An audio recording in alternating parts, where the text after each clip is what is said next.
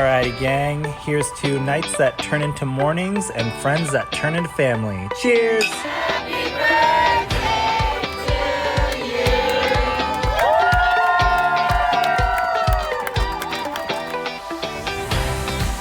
Hello. Welcome to the Friendship IRL podcast. I'm your host, Alex Alexander, and each week we explore what's working and what's not in our friendships, community, and connections. Have you ever wished you could sit down and have a conversation about what is really going on in your friendships? Well, you found your people. Join us as we dive into real-life stories and explore new ways to approach these connections. Together, we're reimagining the rules of friendship.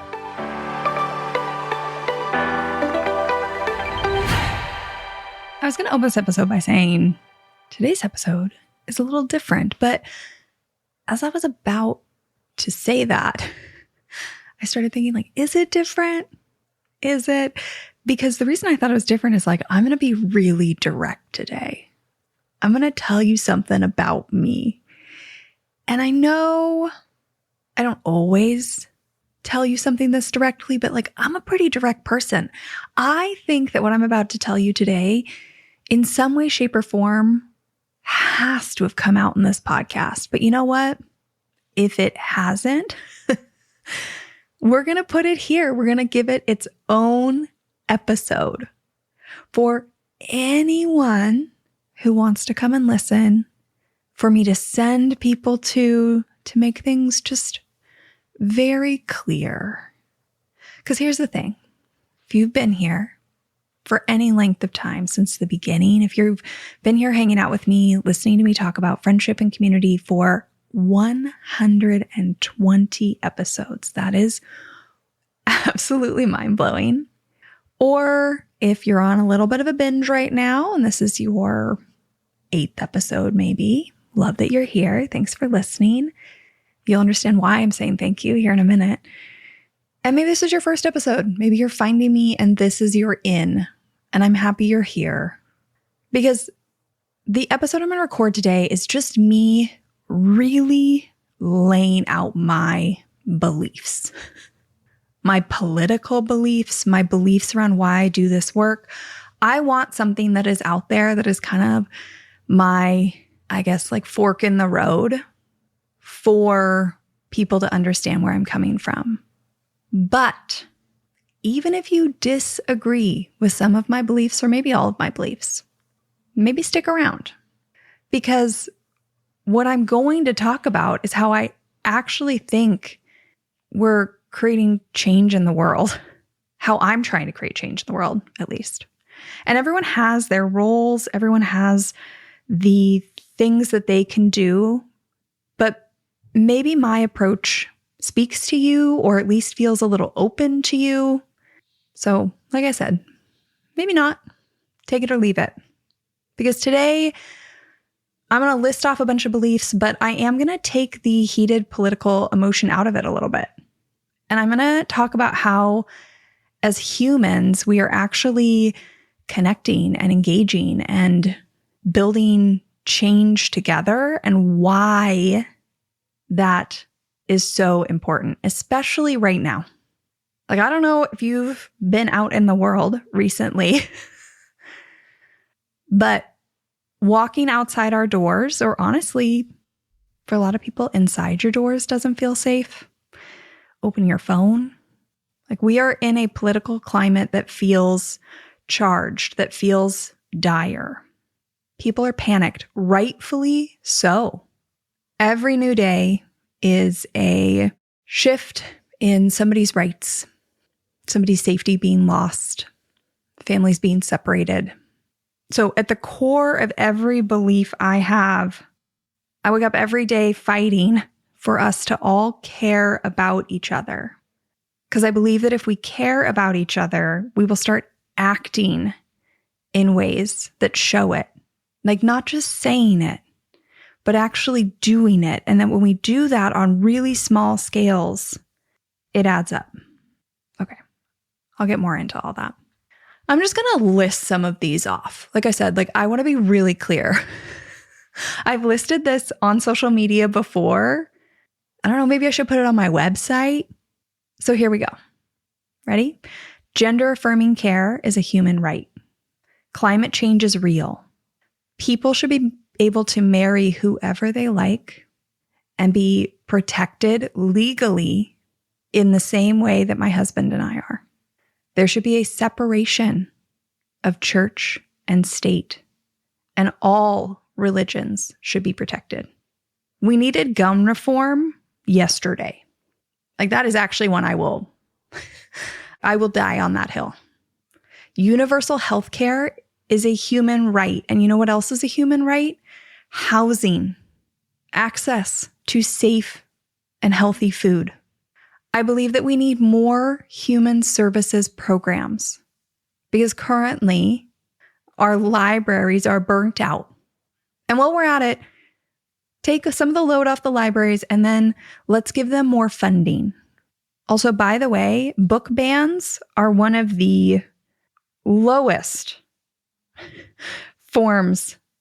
Like, I don't even understand. Book bans are bottom of the barrel for me. Reparations are due. Families deserve to stay together. And people should not be arrested for protesting, because protesting and gathering is a fundamental piece of a democracy. Now, I could go on, but I'm hoping that by listing this out, you get a pretty strong sense of where I lie. I want to take you back about my journey just a little bit here. I've always been a pretty political person. I love a debate. And in fact, I have this vivid memory. I might have talked about this in the podcast before, but a neighbor, an adult neighbor when I was a kid, one time I was trying to argue politics because, like I said, I've always loved politics. I don't know. I was probably like 12 at this point. And I will never forget this neighbor looking at my dad and being like, "You're going to let her argue with an adult?" You know, he was just trying to shut me down because he was losing. And my dad looked at this neighbor and was like, "Well, you're just mad because she's better at debating than you are." Like, I have always been up for the debate. And like many white women out there, I don't think I knew how to lean in. I still don't. I'm still learning. To be very clear on that, I am still learning. But if I look back on another like really pivotal time in me trying to figure it out, it would have to be in 2020, 2021, when the internet like was our third place. There wasn't even options of other third places, right? We were all stuck at home at that time. And I just remember feeling so politically charged. I disagreed with so many things that were happening out in the world. Not the staying at home part. We definitely should have been at home. But I put all of my political energy into becoming kind of, I guess, like an online warrior. I wanted to repost it all. I wanted to make it so clear where I stood and what I believed in. I've talked about this on my social media a little bit. It's why I don't just repost all the time, because I feel like I fell into this trap where I would just repost and repost and repost and repost and repost. And that has its own, like, that's its own conversation. But what I realized is I could repost a million things, but I wasn't reading the books. I wasn't actually doing the actions. And as much as I could tell myself that I was a person who was spreading the news, I had to have a real reality check and realize that, like, this is not my highest use. Often I like to think of my social media and the internet, honestly, this podcast, like all these digital forms of connection and of activism, but especially social media, right?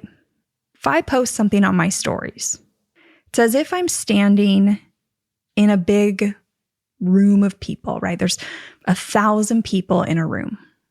And if I just am rapid fire reposting over and over and over and over and over again, to me, I'm not saying this is a right or a wrong, I'm just telling you how I feel. To me, I feel like that is me standing up there with a megaphone trying to yell at people. But here's the thing. There's a lot of people with megaphones. And so then I have to ask myself, like, if I am actually not on the internet, if I am in a room with 1,000 people, what am I doing? And the answer was that what I'm probably doing is I'm probably in the crowd. And my natural inclination is to lean over to the people around me, whether I know them or not, and start having little side conversations. Like if somebody is up there with a megaphone screaming about how we need to take action, what I'm probably doing is looking at the 10 people around me and saying like, okay, well, what action are we doing? Do you want to meet up next week and do that? How can you make that work? Have you heard of any causes? And so when I had that realization, I had to have this moment of like, okay. One, it is so easy to fall into this trap of just reposting all the time. But two, that's not even really naturally what I'd be doing. So how do I take what I would actually do if I was in a room and translate that to the internet? And that's what I started doing. That's how I ended up, here, honestly. So much of this podcast is about helping people in their everyday lives. Like that is a piece of this. But the piece I don't talk about quite as much is that this whole podcast is my way of leaning into people and trying to get them to care about each other. Now, I want to read you something from a book. The book is Democracy in Retrograde by Sami Sage and Emily Amick.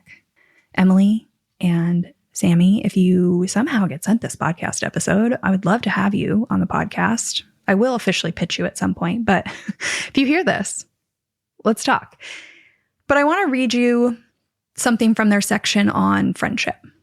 It says, Holocaust survivor, historian, and political philosopher Hannah Arendt wrote extensively about authoritarianism and extremism, and her work emphasized the centrality of friendship to her own political philosophy and survival, as well as the importance of social ties as a shield against the spread of fascism. She argues that totalitarian movements are mass organizations of atomized, isolated individuals. Such loyalty to the state can be expected only from the completely isolated human who, without any other social ties to family, friends, and even mere acquaintances, derives his sense of having a place in the world only from his belonging to a movement, his membership to the party. They continue on page 133 in the book Democracy in Retrograde. Sage and Amick write, today's loneliness is why we need connectors. People who are pros at truly seeing those around them and making them feel like they are being seen, like they matter, like they are accounted for. And that is what I'm trying to do here on the podcast. That's what I'm trying to get people to do. Now, if you go and read Democracy in Retrograde, which you should do, by the way, they have no idea I'm telling you to do this. Go read the book. It is absolutely necessary reading. But your role might be one of the other roles. But I do think that in some small way, we can all be connectors just by living our life. That's the beauty of it. It doesn't need to be this mass political activism, change everything about how you go about. Just by living your life, you could be making change. So now, in the spirit of transparency, in the spirit of understanding who you're listening to, I'm going to share some of what I am doing instead. And by instead, I mean instead of showing off, instead of being some online warrior, these are the ways I have been trying to show up in my real life. Now, some of them I feel pretty good about. There are others where I definitely could work harder, right? I'm not saying I have this all figured out, and I'm also not saying that this is how you should show up. Everybody needs to do their own mix. I am purely just sharing this for transparency's sake because I think people want to know who they're taking advice from, and that's fair. So, first thing I'm doing is focusing on action. I've been doing this for a few years now. Part of that is on like this really micro level. It's continuing to be my 12-year-old self and have conversations with people, all sorts of people. And they don't have to be these big, explosive political conversations, right? They can just be, honestly, sometimes I think that the little nuggets are the best. You know, I saw this TikTok the other day of this woman who, this is not something I did, but it's just coming to mind. She was in the egg aisle. As we know, eggs are a very charged topic right now. And somebody was standing there being like, why are there no eggs? This woman walked up and she was like, oh, well, because the bird flu. The woman was like, the what? She's like, yeah, the bird flu. You didn't hear about it? Well, you know, currently the NIH isn't allowed to release all this documentation. The woman's like, why? We need to be safe. We need to be protected from the eggs. And she's like, yeah, why? Why? So it could be some big conversation with a family member. It could also just be these little moments. And actually, I think the little moments you're going to find in this episode are some of the most powerful because they take us off the script. They remove people from the talking points and start to force people to have to think just a little bit. So daily conversations. I've also gotten way more knowledgeable and involved in local politics, reading up on issues, making sure I definitely vote, but also I'm getting messages about campaigns that are starting for our mayor, things like that, donations, democracy vouchers. I don't know if we have those everywhere, but in Seattle, democracy vouchers are these things you get mailed, little certificates, and you can put in candidates' names and it helps fund their campaign. So especially for like newer candidates, paying a lot more attention to that. I used to just leave those on my desk and say I was going to use them and then never use them, but I don't do that anymore, right? Small changes. Creating this podcast, as you're seeing now, I mean, I get on here every week and I talk about things that I think are leading to connection and trying to stop this isolation that's leaving people feeling like their only place to turn is somewhere really extreme. Now, the second thing I have done is really rejected all or nothing thinking. Like, I think I firmly believe this. This is another hill I will die on, that there is so much danger in the silos, in the polarization that we are in. And that we need to be having conversations with people that don't have the same beliefs as us. And that those can be political conversations, but they also can just be conversations to remind each other of our humanity, right? To keep us caring about each other. It can also be having conversations with people that are acquaintances, right? Caring about community or simple connections. Like, the more we care about those people, the more likely we are to consider them. Now, I'm not saying that every single person needs to follow what I'm doing by any means. I'm just here telling you what I'm doing. And one of the things I am doing is not cutting people off, because I do think I have a unique skill set where I'm able to have conversations with people who have very, very different beliefs from me. And I have so many examples of those. You know, I can think back a few years ago, we're going to call him a friend of a friend, and I ended up staying up late in the night when everyone else had gone to bed and chatting with very, very different beliefs. And the sentiment I always hear when I have these conversations is twofold. Number one, it's, wow, I've never had anyone with your political beliefs who's willing to have a conversation with me. So, like, no wonder people feel like they are left with only one option. But the second is, I work really hard to find some common ground. And I know what you might be thinking, like, isn't this complicity? Like, I want to be very clear. I am absolutely not ever agreeing with any harmful beliefs. And sometimes I think there's power in just me saying, like, I don't agree with that. I don't think that's okay. I don't need to get into the depths of it, just stating it. But finding some piece of common ground keeps the conversation going. So like by the end of this conversation that I'm thinking of in particular, by the end of the night, what we found is we both believed we needed to be more active in local politics. And I think finding some common ground, again, reminds us that we are similar in some ways, deep down, right? That we can care about each other, that we do have some overlap. We're not on these polar ends of the spectrum. It removes us a little further away from that isolation. So the third and final thing that I'm doing in my everyday life is just really focusing on small shifts.